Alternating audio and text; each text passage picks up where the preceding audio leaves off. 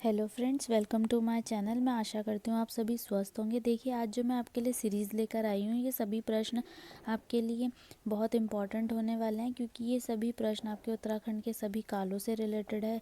चाहे वो मध्यकाल हो, चाहे वो आधुनिक काल हो, या आद्य ऐतिहासिक काल हो, या प्रागैतिहासिक काल हो, और या आपके उत्तराखंड के अपने आंदोलन हो। तो ये प्रश्न उन सभी से रिलेटेड है। तो क्वेश्चन है आपका, स्कंद पुराण में गढ़वाल के लिए प्रयुक्त नाम है। तो स्कंद पुराण में गढ़वाल को आपका केदारखंड कहा गया। ये आपका प्रवक्ता 2004 में पूछा गया था। देखिए, जितने भी मैं क्वेश्चंस लेकर आ रही हूँ आपके लिए, सभी आपके रिपीटेड क्वेश्चंस है। प्रीवियस ईयर में कई बार ये पूछे जा चुके हैं। तो जो क्वेश्चन बार बार रिपीटेड होते हैं, वो क्वेश्चन ज़्यादा आने के चांसेस होते हैं, और वह परीक्षा की दृष्टि से भी बहुत महत्वपूर्ण होते हैं। चलिए अब आगे बढ़ते हैं। निम्न में से किस क्षेत्र को कुमाऊं का बारदोली कहा जाता है? तो कुमाऊं का बारदोली आपका सल्ट क्षेत्र को कहा जाता है। ये भी आपका पीसीएस प्री 2005 और प्रवक्ता 2004 में पूछा गया था। अशोककालीन शिलालेख राज्य के किस स्थान से मिला है? तो अशोककालीन शिलालेख आपके कालसी चक्राता से मिले हैं, और ये प्रवक्ता परीक्षा 2004 में पूछा गया था। कालिदास ने अभिज्ञान शकुंतलम की रचना पौड़ी स्थित कण्वाश्रम में की थी। निम्न में से किस नदी के तट पर है? तो देखिए, दो बात आती है सामने। एक तो कालिदास ने किसकी रचना की थी? ज्ञान शकुंतलम की रचना की थी, और यह कहाँ की थी रचना? इन्होंने पौड़ी के कण्वाश्रम में की थी। तो ये किस नदी के तट पर है ये कण्वाश्रम? यह है आपके मालिनी नदी के तट पर। निम्न में से कौन एक उत्तराखंड के इतिहासकार नहीं है? तो देखिए, हरिकृष्ण खुड़ी जी आपके उत्तराखंड के इतिहासकार है। बद्रीदत्त पांडे भी आपके उत्तराखंड के इतिहासकार है। शिव प्रसाद डबराल जी भी आपके उत्तराखंड के इतिहासकार है, जबकि चंद्र सिंह गढ़वाली आपके उत्तराखंड के इतिहासकार नहीं है। तो इसका सही ऑप्शन हो जाएगा ऑप्शन नंबर सी। अब आगे देखते हैं। कुमाऊं में गोरखा शासन कब स्थापित हुआ है? तो कुमाऊं में आपका गोरखा शासन आया था 1790 में। विशेष रूप से किस देवता से कटारमल मंदिर संबंधित है? तो यह आपके सूर्य देवता से संबंधित है। सूर्य देव का कटारमल मंदिर। अगला क्वेश्चन है, मुगल शहजादा जिसने श्रीनगर गढ़वाल में आश्रय लिया था, उसका नाम क्या था? तो उसका नाम है आपका सुलेमान शिकोह। इसने आपके श्रीनगर गढ़वाल में आश्रय लिया था। गढ़वाल में ढांढक आंदोलन संबंधित है आपका मजदूरों से। टिहरी में डोला पालकी आंदोलन संबंधित था। तो डोला पालकी आंदोलन आपका रिलेटेड था शिल्पकारों से। अब नेक्स्ट क्वेश्चन है, कुमाऊं का प्रथम कमिश्नर कौन था? तो कुमाऊं का प्रथम कमिश्नर आपका ई गार्डनर था, और ये पीसीएस प्री 2005 में पूछा गया था। तो अगला क्वेश्चन है, चांदपुर गढ़ का राज्य स्थित था। तो चांदपुर गढ़ का राज्य स्थित था आपके चमोली में। उत्तराखंड के प्रसिद्ध ऐतिहासिक स्थल गोविषाण की पहचान की गई है। तो गोविषाण की पहचान आपकी काशीपुर में की गई है। यह उत्तराखंड का एक ऐतिहासिक स्थल है। प्रसिद्ध गुफा शैल चित्र स्थल लाखू उडियार स्थित है। तो लाखू उडियार आपका स्थित है अल्मोड़ा में। अल्मोड़ा कांग्रेस की स्थापना किस वर्ष हुई है? तो अल्मोड़ा कांग्रेस की स्थापना आपकी 1912 में हुई है। चंद वंश का अंतिम राजा कौन था? तो चंद वंश का अंतिम राजा आपका महेंद्र चंद था। अब देखिए, ये क्वेश्चन है आपका कि टिहरी से संबंधित निम्न कथनों में से कौन सा एक सही नहीं है, ढूंढना है हमने। तो टिहरी राज्य भारतीय गणतंत्र में 1949 में मिला। हाँ, ये तो बिल्कुल सही है। टिहरी बांध 1972 में प्रस्तावित किया गया था। बिल्कुल सही। टिहरी बांध ने टिहरी नगर को निगल लिया। ये भी बिल्कुल सही है। विलय के पश्चात टिहरी क्षेत्र को काटकर एक मंडल के रूप में गठित किया गया। नहीं, टिहरी क्षेत्र को काटकर मंडल के रूप में नहीं गठित किया गया था। अगला क्वेश्चन है, उत्तरांचल राज्य की स्थापना हुई थी। ये आपका यूडीए और एलडीए 2003 में पूछा गया था। तो उत्तरांचल राज्य की स्थापना आपकी 9 नवंबर 2000 को हुई थी। ये तो आप सभी को पता है। सरला बहन का मूल नाम था कैथरीन हेलिमन। बेगार आंदोलन कब और कहाँ से आरंभ हुआ था? तो इस आंदोलन का पूरा नाम है आपका कुली बेगार आंदोलन। ये आपका कब और कहाँ से आरंभ हुआ था? तो इसका सिंपल सा आपका जवाब होना चाहिए कि यह आपका आरंभ हुआ था बागेश्वर से, और ये 13-14 जनवरी 1921 को प्रारंभ हुआ था। उत्तरांचल का बारदोली किस स्थान या स्थल को कहा गया है? तो सल्ट को उत्तराखंड का बारदोली स्थान कहा गया है। उत्तराखंड में होम रूल लीग की स्थापना कब हुई थी? तो उत्तराखंड होम रूल लीग की स्थापना 1914 में हुई थी।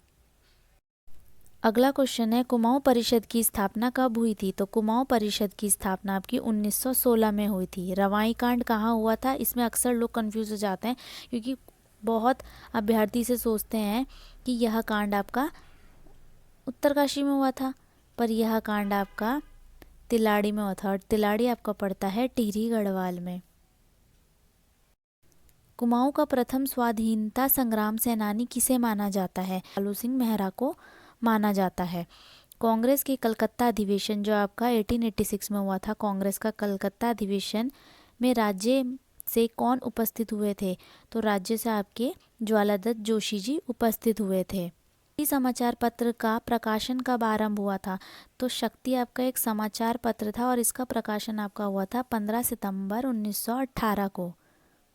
ये भी आपका पीसीएस मेंस 2016 में पूछा गया था। गांधी जी ने कुमाऊं की यात्रा सर्वप्रथम कब की थी? तो गांधी जी ने कुमाऊं की यात्रा सर्वप्रथम आपके जून 1929 को की थी। उत्तरांचल में डोला पालकी आंदोलन के प्रवर्तक कौन थे? मतलब उसके जनक कौन थे?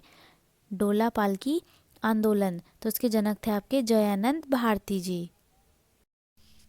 बिश्नी देवी कौन थी? तो बिश्नी देवी आपकी एक स्वतंत्रता सेनानी थी। किसने महात्मा गांधी की दांडी यात्रा में भाग लिया था? तो भैरव दत्त जोशी ने आपकी महात्मा गांधी की दांडी यात्रा में भाग लिया था। गढ़ केसरी नाम से प्रसिद्ध स्वतंत्रता सेनानी थे। तो अनुसुईया प्रसाद बहुगुणा गढ़ केसरी नाम से आपके प्रसिद्ध थे और वह एक स्वतंत्रता सेनानी भी थे। भारत के स्वतंत्र होने के समय गढ़वाल का राजा कौन था? तो उस समय गढ़वाल का राजा था मानवेंद्र शाह। भारतीय राष्ट्रीय आंदोलन के दौरान गांधी जी किस स्थान पर बहुत दिनों तक रुके थे? तो वह आपके रुके थे कौसानी में। चलिए अब हम कुछ फैक्ट देख लेते हैं आपके चंद राजवंश के बारे में। चंद राजवंश के बारे में अब हम कुछ फैक्ट देख लेते हैं। तो चंद राजवंश आपका जो शुरुआत की थी, ये शुरुआत की थी आपके सोमचंद ने। सोमचंद ने इसकी आपकी शुरुआत की थी और इसके 1020 से लेकर 1025 ईस्वी तक आपका चंदवंश का शासन रहा था। सोमचंद के बाद उसका पुत्र आत्मचंद गद्दी पर बैठा था। आत्मचंद गद्दी पर बैठा था। प्रारंभ में इनकी राजधानी केवल आपकी चंपावत हुआ करती थी। इनकी राजधानी, चंद राजवंशों की राजधानी पहले चंपावत हुआ करती थी, लेकिन बाद में जब ये अपनी राजधानी को शिफ्ट करते थे तो इन्होंने अपनी राजधानी नैनीताल, पिथौरागढ़, अल्मोड़ा और यहाँ तक कि नेपाल के भी कुछ पार्ट्स में इन्होंने अपनी राजधानी को शिफ्ट किया था। अब हम कुछ इम्पॉर्टेंट फैक्ट देखते हैं कि किस चंद शासक ने अपने अपने समय में क्या क्या किया था। तो अगर हम बात करते हैं इंद्रचंद की, रेशम या रेशमी वस्त्र का उत्पादन शुरू किया था। 1891 ईस्वी में जो नेपाल के चल राजा थे, चल राजवंश थे, नेपाल के चल राजवंशों ने चंद शासकों को अपने अधीन कर लिया था और अधीनता से मुक्ति दिलाने के लिए चंद शासक भारती चंद ने नेपाल पर आक्रमण कर जीत दिलाई थी। भारती चंद ने आक्रमण कर जीत दिलाई थी और भारती चंद ही ऐसा पहला राजा था जिसने नेपाल पर आक्रमण किया था। तो क्वेश्चन पूछा जा सकता है पहला राजा कौन था जिसने नेपाल पर आक्रमण किया था? तो भारती चंद ही चंद राजवंश का वह पहला राजा था जिसने आपका नेपाल पर आक्रमण किया था। अब हम बात करते हैं ज्ञानचंद के बारे में। तो ज्ञानचंद का शासनकाल रहा था 1365 से 1420 तक का और यह चंद राजवंश का पहला राजा था जिसने दिल्ली के सुल्तान फिरोज शाह तुगलक के दरबार में ये भेंट लेकर गया था। कौन? आपका ज्ञानचंद। ये फिरोज शाह तुगलक और ये दिल्ली का सुल्तान था। इसके दरबार में पहली बार भेंट लेकर गया था ज्ञानचंद और सुल्तान ने इसे गरुड़ की उपाधि दी थी। सुल्तान ने ज्ञानचंद को गरुड़ की उपाधि दी थी, इसलिए उसको गरुड़ ज्ञानचंद भी कहा जाता था। अब हम बात करते हैं बालो कल्याण चंद के बारे में। इन्होंने अपनी राजधानी को चंपावत से अल्मोड़ा शिफ्ट किया था।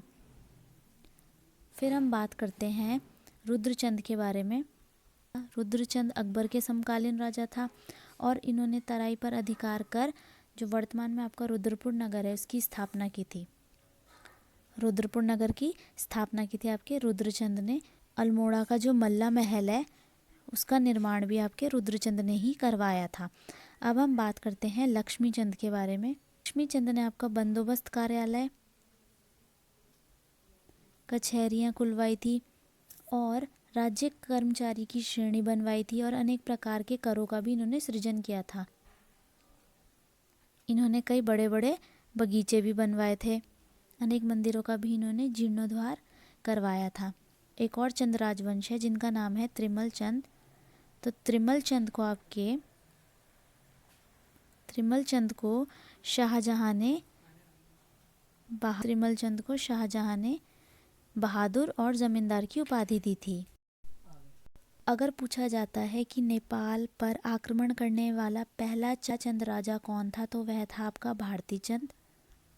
और अगर पूछा जाता है कि नेपाल पर आक्रमण करने वाला आपका दूसरा राजा कौन था, तो दूसरा राजा आपका था उद्योत चंद। यह आपका दूसरा राजा था जिसने नेपाल पर आक्रमण किया था। अब हम बात करते हैं बाज बहादुर चंद के बारे में। तो बाज बहादुर चंद के समय नंदा प्रतिमा को गढ़वाल से अल्मोड़ा लाया गया था, यानी कि नंदा देवी की मूर्ति को आपके गढ़वाल से अल्मोड़ा लाया गया था बाज बहादुर चंद के समय। और सबसे मोस्ट इम्पॉर्टेंट क्वेश्चन आपका, किसके शासनकाल को कुमाऊं का स्वर्णकाल कहा जाता है? तो कुमाऊं का स्वर्णकाल कहा जाता है आपके जगत चंद के शासनकाल को। तो जगत चंद के शासनकाल को कुमाऊं का स्वर्णकाल कहा जाता है। ये बात आप याद रखिएगा। चंद राजवंश के बाकी राजाओं के बारे में अब नेक्स्ट वीडियो में हम डिस्कस करेंगे।